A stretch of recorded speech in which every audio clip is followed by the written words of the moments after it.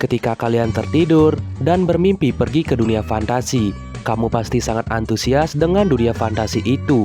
Kamu bertualang di sana, mengalahkan monster, dan bahkan ketemu dengan cewek cantik.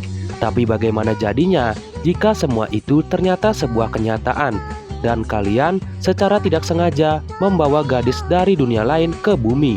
Nah, ini dia yang akan admin bahas dari tema anime ini, yang berjudul Nihon e Yokoso Elf-san.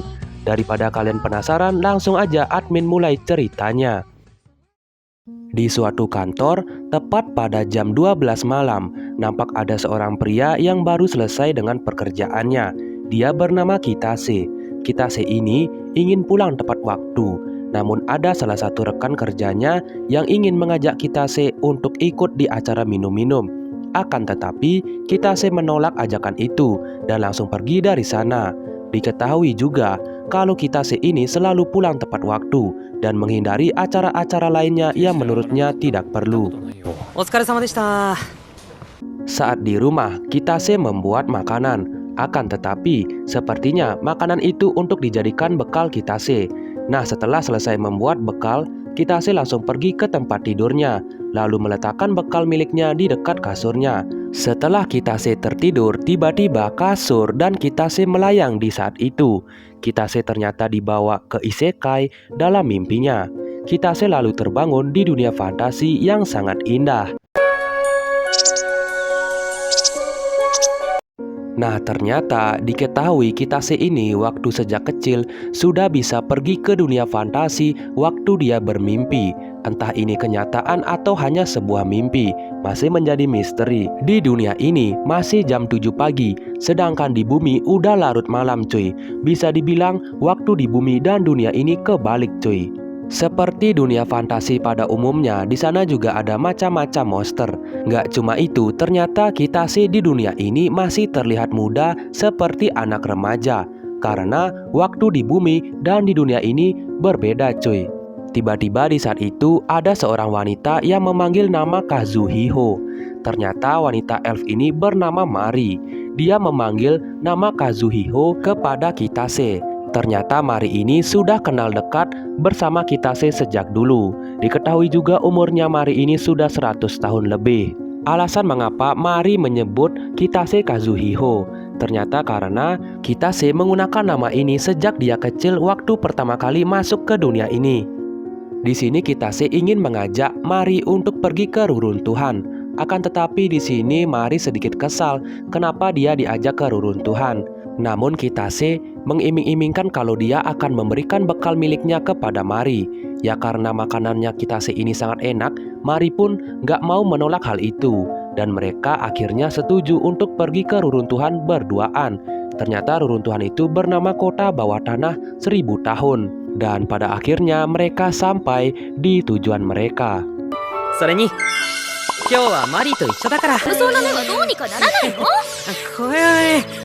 Ketika masuk, ruangannya sangat gelap. Mari lalu menggunakan sihir cahayanya agar ruangan sekitar sedikit terang cuy. Nah, ketika sudah terang, di sana Kitase melihat tempat yang lumayan bagus untuk beristirahat.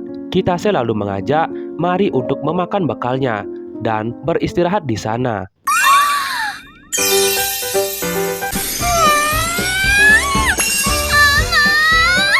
Kitase berkata kepada Mari, kapan-kapan kalau ada waktu, ikutlah bersamaku untuk bertualang bersama. Namun Mari di sini ternyata sedikit sibuk karena dia ikut kelas penyihir.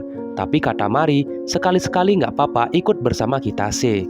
Ketika melanjutkan perjalanannya, Mari menarik Kitase karena melihat ada seekor monster.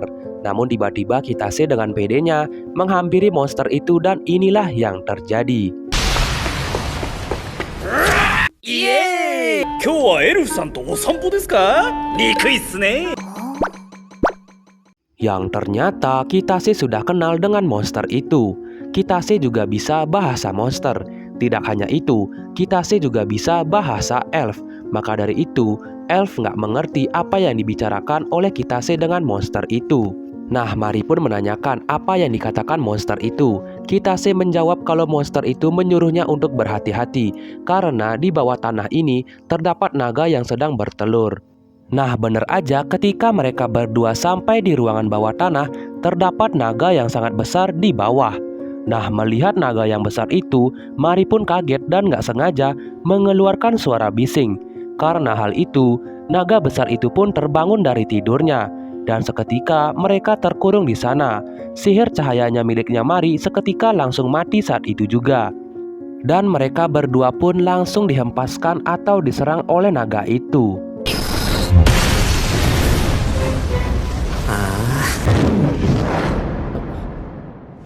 Kitase lalu terbangun dari tidurnya. Ya karena semua ini hanyalah mimpi, Kitase nggak bakalan mati karena serangan dari dunia mimpi. Akan tetapi, hal yang nggak terduga pun terjadi ketika Kitase membuka dari selimut tempat tidurnya. Kitase di saat ini dibuat sangat-sangat kebingungan. Kenapa Mari berada di kasurnya? Padahal semua ini hanyalah mimpi. Kitase lalu menganggap kalau semua ini ternyata sebuah kenyataan. Dan di saat itu Mari pun langsung terbangun. Mari yang terbangun terlihat bingung kenapa Kitase terlihat tua. Namun Kitase berkata kalau ini adalah aku. Lalu Kitase menanyakan keadaannya Mari setelah kena serangan naga itu.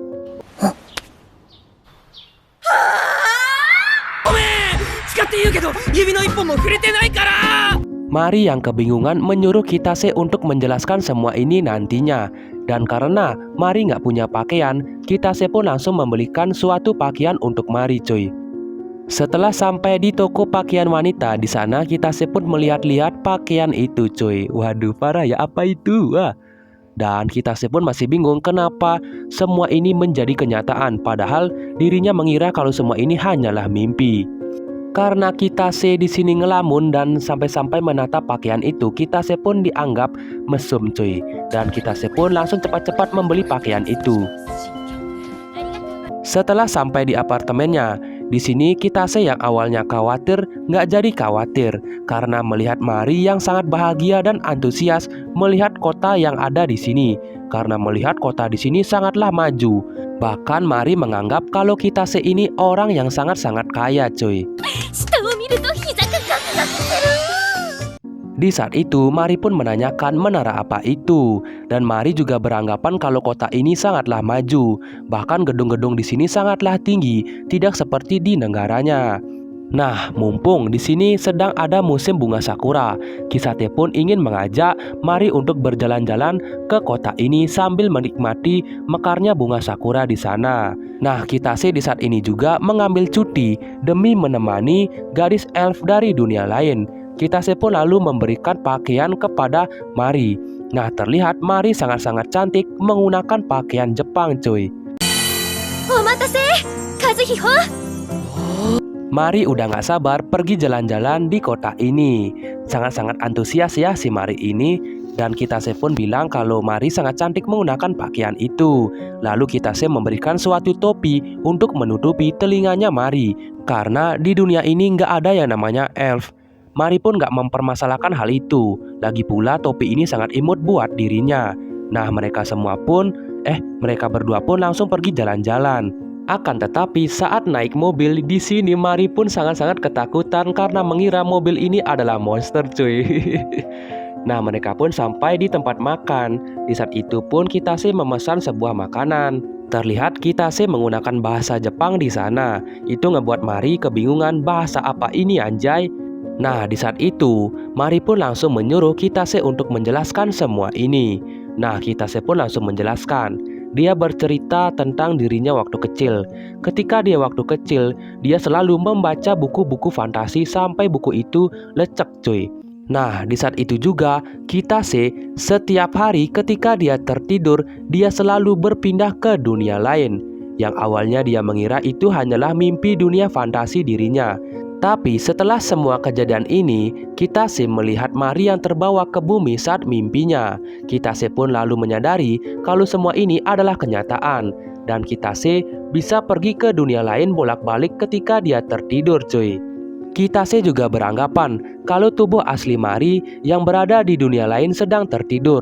Lalu dia berada di bumi sama seperti Kitase saat tertidur. dan bisa bolak-balik ke dunia lain dan ke bumi. Nah, kalau tentang umurnya, Kitase menjelaskan kalau waktu di dunia lain dan waktu di bumi itu sangat terbalik berbeda, yang dimana Kitase terlihat muda di dunia lain, sedangkan di bumi Kitase berumur 25 tahun. Setelah mendengar penjelasan itu, mereka berdua pun langsung memakan makanan yang Kitase pesan. 続きは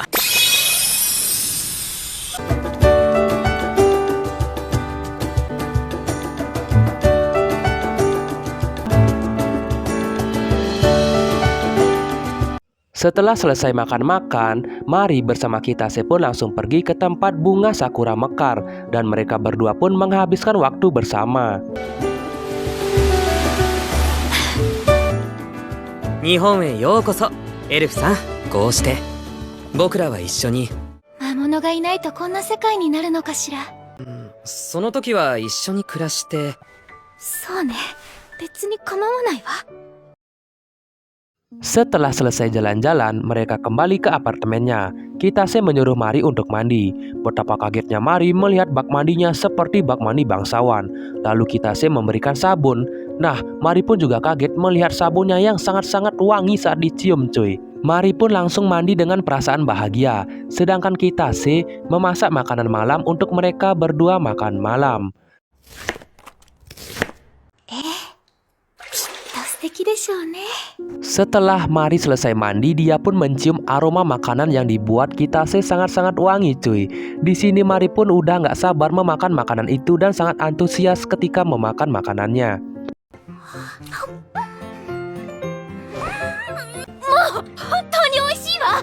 Ngomong-ngomong soal makanan, Kitase juga bercerita kalau dia tidak bisa membawa barang-barang dari bumi ke dunia lain ketika dia bermimpi cuy. Kitase hanya bisa membawa bekal makanan doang dan gak bisa membawa barang-barang lainnya. Nah, mendengar hal itu, Mari pun beranggapan kalau semua ini ada yang mengaturnya. Mari juga berkata bisa jadi Kitase diberikan suatu misi. Nah, setelah itu mereka berdua membahas rencana mereka ketika mereka tertidur dan kembali ke dunia lain yang saat itu mereka diserang oleh naga cuy. Kitase bertanya, apakah naga memiliki kepribadian seperti manusia? Mari lalu menceritakan tentang sebuah legenda yang ternyata dahulu kala ada naga yang berubah wujud menjadi manusia dan pergi ke pelabuhan Ozilio. Mendengar pelabuhan Ozilio, Kitase mengingat suatu hal dan lalu membuka kulkasnya, entah apa yang dia bawa di kulkasnya itu. Lalu mereka berdua pun langsung pergi ke tempat tidur dan hendak tidur.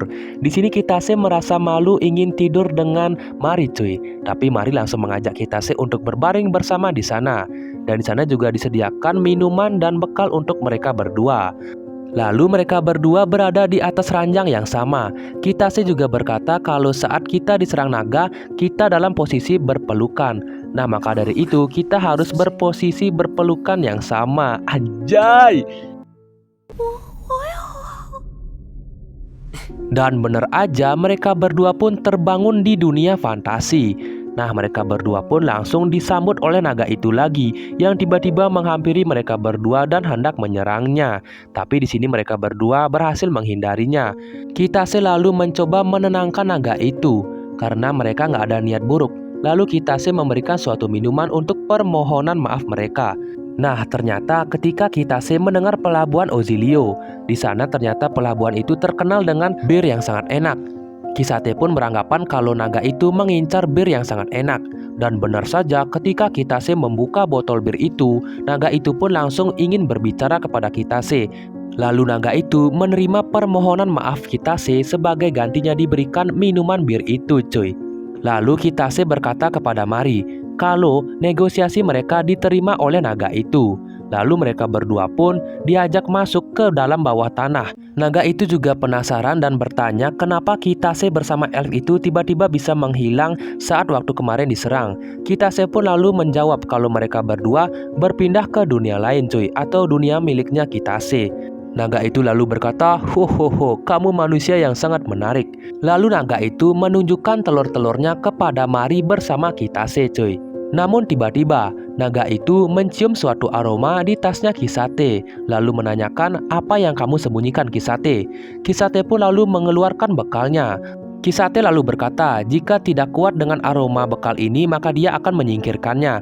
Tapi tiba-tiba naga itu, "Woi, jangan disingkirkan. Coba beri aku saja. Aku ingin mencicipi makanan itu. Makanan yang kamu bawa, bekal itu." Lalu tiba-tiba naga itu membelah dirinya dan menjadi manusia. Wah.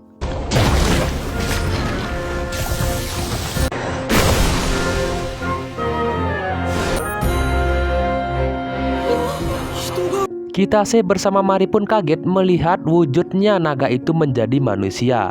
Lalu di sini dengan malu-malu kucing, sang naga menginginkan bir dan kudapan bekal yang dimiliki oleh Kitase.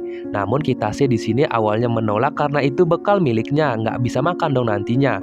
Tapi di sini naga itu ngotot ingin memakan makanan itu. Nah, sebagai bayarannya, naga itu akan memberikan sisiknya. Namun sisiknya ini bukan sisik rontok, tapi sisik yang langsung diambil dari sisik naga miliknya. Ya, Kisate pun tidak bisa menolak hal itu dan lalu memberikan bekal miliknya kepada sang naga. Lalu sang naga pun memakan bekal itu dengan sangat lahap.